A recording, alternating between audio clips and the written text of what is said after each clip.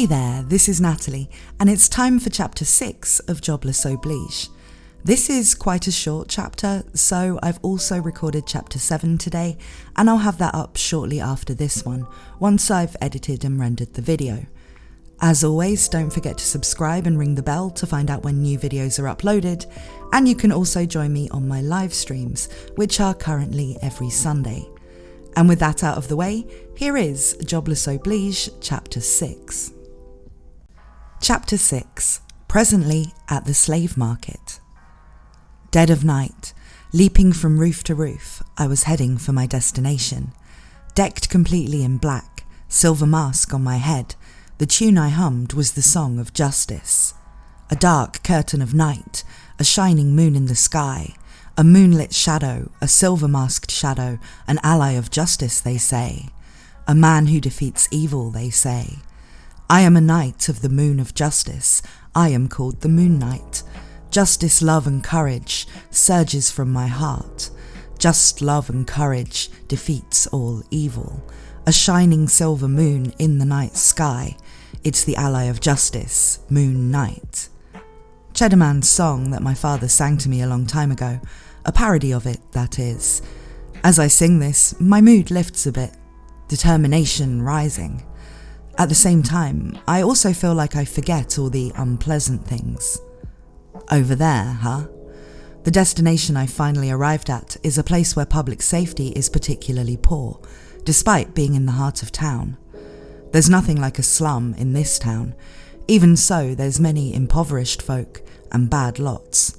Some people have a tendency to gather in one place, and in most cases, the public order of that place diminishes. And in the middle of that kind of neighborhood is that slave market. In Magic City, Shiraya, it's regarded as the slave market with the poorest of conditions.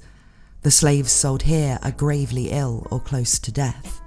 Where other slave markets would hesitate to sell such slaves, here they're sold without batting an eye.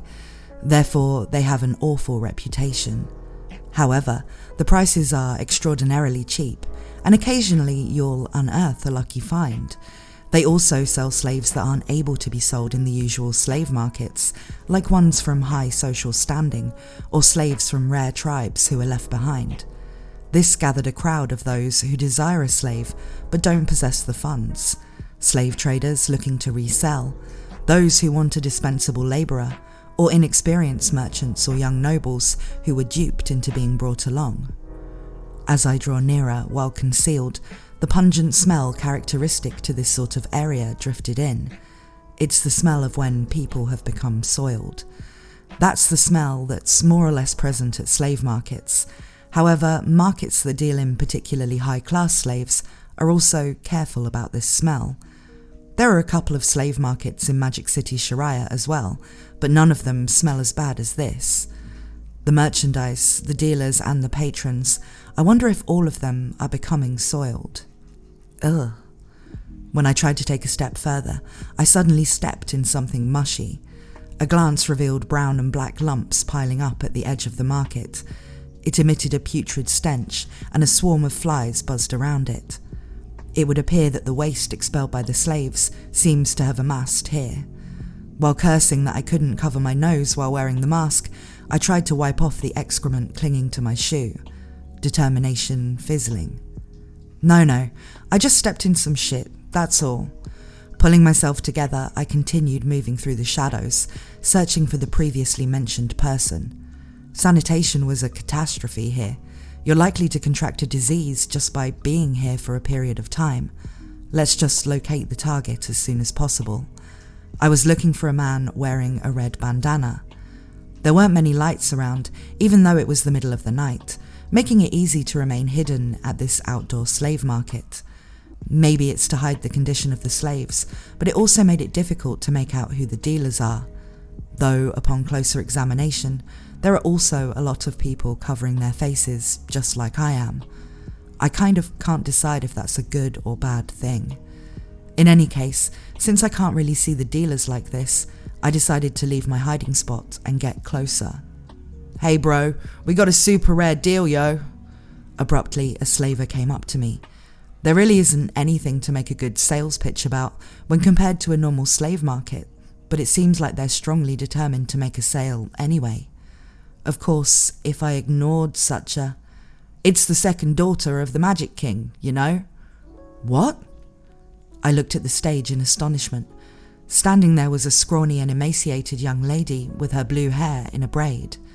The second youngest daughter would be Lily. It's not her. I almost believed it for a moment there, but it obviously wasn't my little sister. The braided hair is kind of like her at first glance, but looking more closely, the blue of this girl's hair was just dyed. Moreover, the age difference is too wide.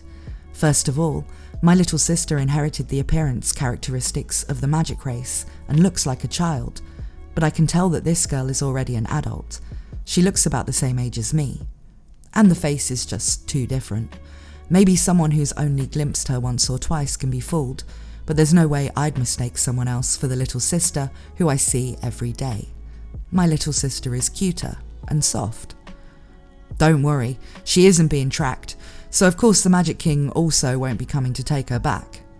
Well, maybe because on top of it being a fake, forget being tracked, she doesn't even have feet to leave tracks with. Wow, amazing. How'd you obtain something so rare? Well, you see, one of the Magic King's sons is a prodigal and unemployed, and has been on a buying spree for magic items and magic tools, and so, struggling for funds, the parent sees the daughter, and yeah.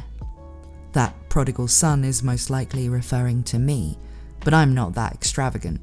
Hey, the one buying up all the magic items and magic tools is Lily herself. I usually don't have any money, not that I really do much spending in the first place.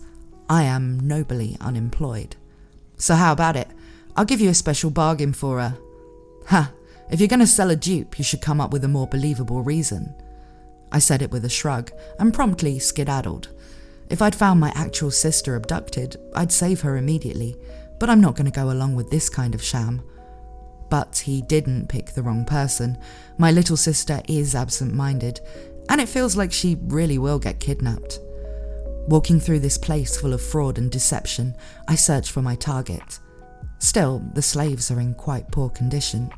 Because I scrutinized slaves together with Pax in our student days, I get how bad it is here. No one seems to be whole. They look healthy at a glance, but it's just cheating using makeup and oils. That they can still be disguised to look healthy is already pretty good, with things like broken arms or being full of fresh wounds. Even the slave market in Azura Kingdom's slums wasn't as bad as this. Slavery can't exactly be called a good institution, but even banned, it's the way things are. Having said that, you also can't just leave it as it is. If you don't properly regulate it, tragedies will just continue to increase. I recall the words Pax had once said to me. Slavery itself is not evil, but I can't see the present situation as anything but evil. Including Ranoa Kingdom, most countries have been turning a blind eye to the slave trade. There are countries that outlaw it, but there aren't any countries that properly regulate it. It's not banned in Ranoa Kingdom, but it also looks like there aren't any intentions to regulate it. You'd think that a person like me, who deals with things quickly and carelessly, would be good for shutting down business. But whether it's at the place where a market was originally brought down, or some other place, at any rate, another market would just pop up. Oh. In the middle of my thoughts, I found the man wearing the red bandana. The man had the bandana coiled around the lower half of his face, concealing his face. His hair is cropped short and close to his head, and there's a scar on his forehead. It's him, there's no doubt about it. I don't know if slavery is evil or not, but kidnappers are definitely evil. Okay. I hid myself in the shadows. I checked my disguise with the mirror I'd prepared beforehand, washed off my shoes that were still stained with poop, and then shined them with a cloth. If an ally of justice stank, the name would be ruined. Let's go. I once again confirmed that I looked flawless and straightened up. That's as far as you go, a voice reverberated throughout the slave market. While everyone was astir, trying to figure out whose voice that was, I scanned them from my elevated location and shouted once more. That red bandana over there, you kidnapping villain. Your evil deeds may not be able to be exposed during the day, and maybe cannot be seen under the light of the sun, but you can't escape from the eyes of the moon. Red bandana, kidnapper. With those words, everyone's gazes landed on that man, and also discovered me at the same time. They looked up at me. "Who the hell are you, you bastard?" I heard someone ask. There's only one way that can answer that question. Me? I am the Knight of the Silver Moon which shines in the darkness, I pose and declare. The ally of justice, Moon Knight, has arrived. Red Bandana and his cronies muddledly exchanged glances with one another, and so once more I said the same thing in the same way for them to hear. Who are you? Why do these guys always keep needing me to repeat myself? I don't really get it, but it's uncool to keep having to give my name out, so I promptly transitioned to the next part of my speech.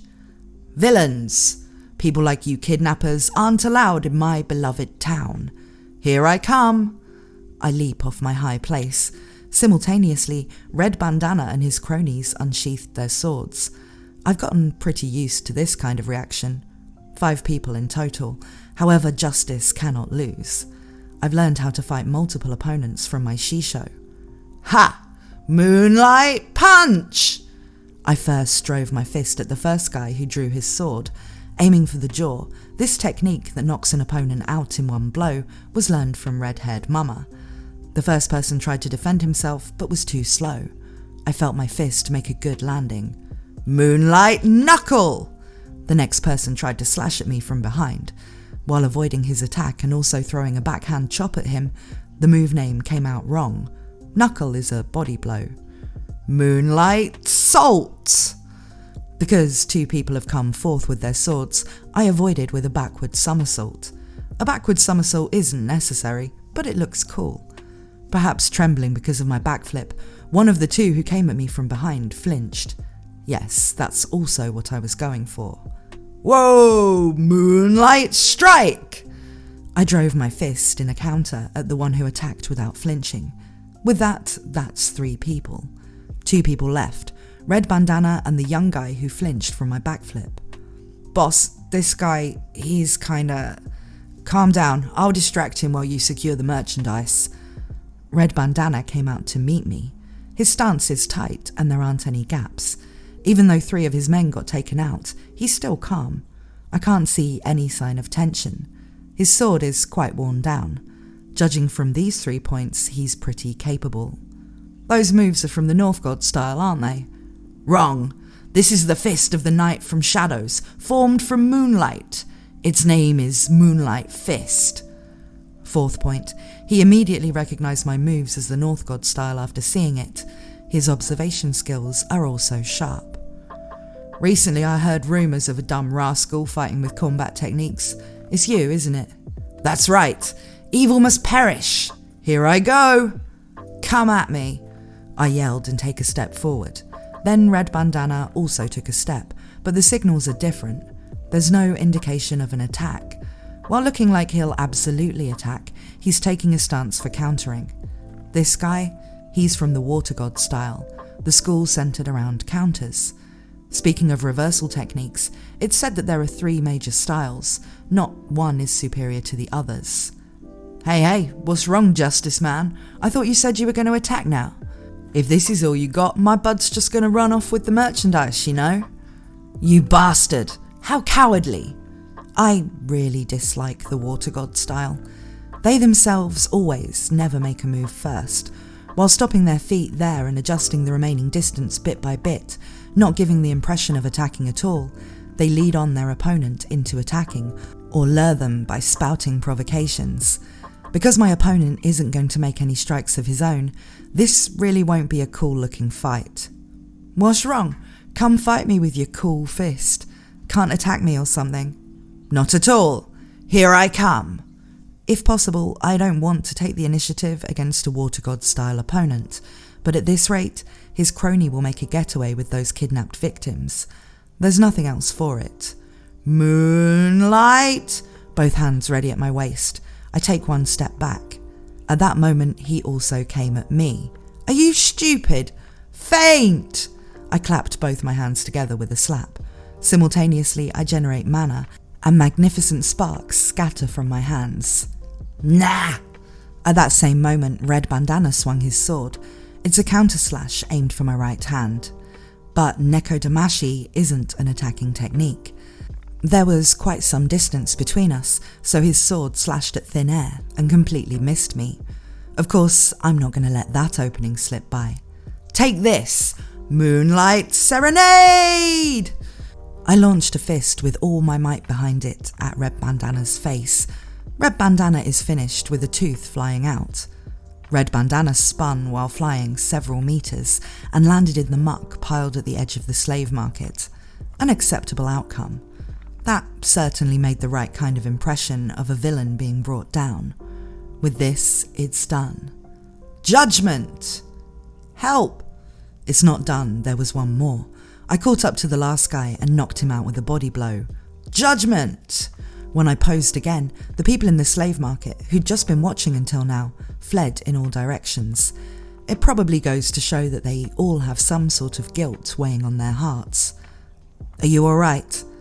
However, I have no intention of pursuing anything but my target, because they haven't settled into the path of evil yet. Rather, let's prioritise protecting the poor victims. I took off the handcuffs and mouth gags of people it seemed were nearly sold as slaves. Oh, you saved me. I was suddenly attacked on the highway. For such a thing to happen. Thank you, thank you. Thank you so much for saving me. The people who'd lined up as merchandise faced me and each thanked me. To the gratitude offered to me, I only had one response. No need to be so formal. As an ally of justice, it was only a matter of course. Though you may have lost all your possessions, you are all now free. You should go home. Thank you so much. Look, you all, it's time to go home. They all quickly dispersed while wearing relieved expressions. While watching them, I busied myself tying up that fainted red bandana with a rope. I'll notify the guards on my way back. Abduction is clearly a criminal act, but it's difficult to make an arrest without sufficient evidence. But there were a lot of witnesses today. This guy is definitely getting tossed in jail. Justice complete. Looks like I'll be returning home in a good mood. Ah. Just as I was heading back while thinking such thoughts, I noticed a young girl watching me. She was still all chained up and watching me with reproachful eyes from behind her blue bangs. Why does he help them, but he won't help me? Was the kind of face she was making. But she'd never requested help from me. When our eyes met, she quickly averted her gaze and was pulled by a slave trader into the crowd. I don't know the details of how she became a slave, even had her hair dyed and got sold. Perhaps it's the result of being tricked by some scoundrel. It's impossible for me to discern at this moment. All I know is that probably she's a really unfortunate person. It's not good or evil, it's just sad. If Pax were in control, I wonder what he'd do. I left the slave market behind, with the words of my prior best friend on my mind.